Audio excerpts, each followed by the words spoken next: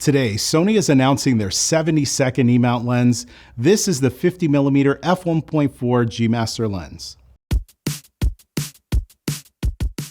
I spent a week with it in New York City shooting photos and video with the lens, and I'm excited to share those results with you. But before we do that, let's start at the beginning with some details on what this new lens is all about.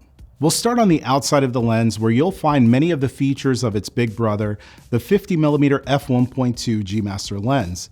It has an aperture ring that can be declicked using this switch on the side of the lens, along with two focus hold buttons that can be customized in your camera menu. I have a video about that here on the channel if you want to find out more about some ways to use that feature. There's also a focus mode switch and an iris lock, which prevents the aperture ring from being accidentally moved when you're shooting.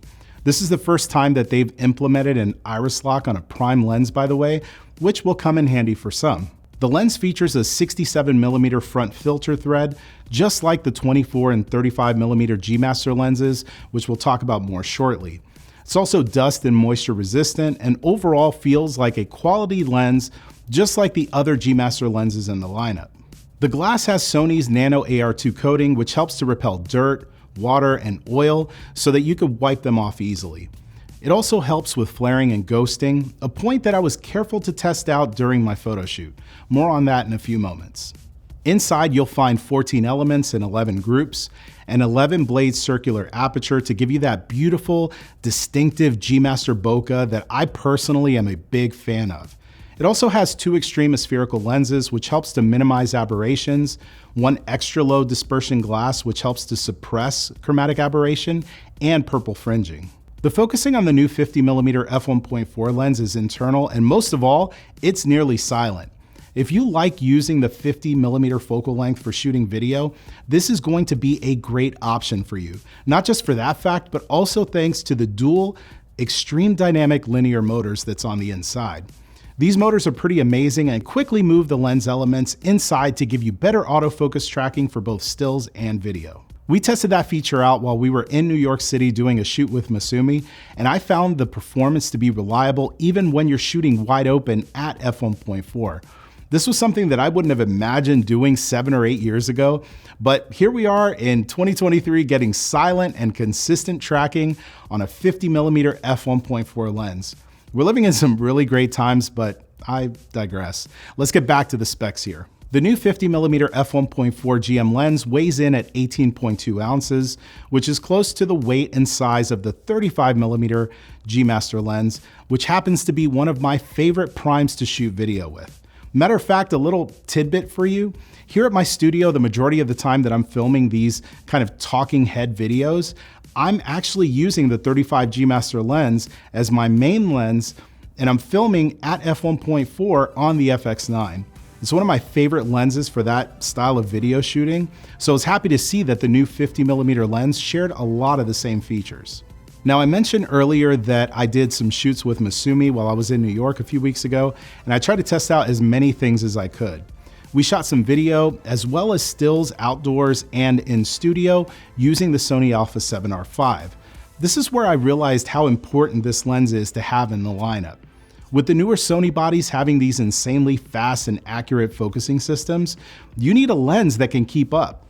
The new 50mm lens was so good, and I could see where some video shooters might just put this on a gimbal, shoot it at f1.4, and not have to worry about tracking and keeping your subjects in focus. Also, with the way this lens was designed, it makes it a great option to pair up with the 24 and 35mm G Master lenses for use on a gimbal, as it requires less rebalancing and adjustments when you're swapping focal lengths.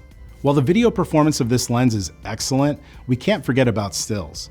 The 50mm focal length is a classic one to use when you're shooting portraits outdoors. I've used all of the modern 50mm E-mount lenses, as well as many classic 50mm lenses in these types of conditions, and I can honestly say that this new lens is just awesome. Being able to rely on the camera and the lens to keep Masumi's eyes sharp and in focus, it frees me up to pay more attention to how she's posing and expressing herself to the camera, as well as being able to pay more attention to the composition and other elements that might be in the frame. Now, I mentioned earlier in the video that I tested out the lens coatings on the new 50mm to see how it would perform in terms of flaring and ghosting and purple fringing. While we were walking in the park, I set Masumi up in a backlit situation to see how the lens would perform. This was one of the shots that I took, and you'll notice that flaring and ghosting was kept to an absolute minimum. But not only that, if I zoom into her hair, you'll notice that there's barely any signs of purple fringing. Now, I've personally had photo shoots in the past that were wrecked due to shooting portraits of someone that's backlit and then getting home to realize that all of the highlights have this really gross looking purple fringing that takes time to edit out in post-production, if you could even get rid of it at all. The new 50mm f1.4 G Master lens performed exceedingly well at this and should lead you to getting some really high quality results.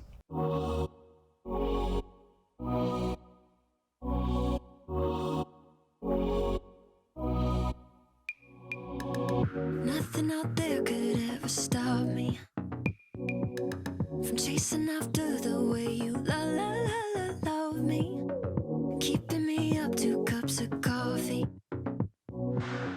Baby, you make me feel so lovely. I keep on running, no, I should've wanted I keep on falling right into your thought, I can't get you. At this point, you might be thinking, that sounds great and all, but why another 50mm lens?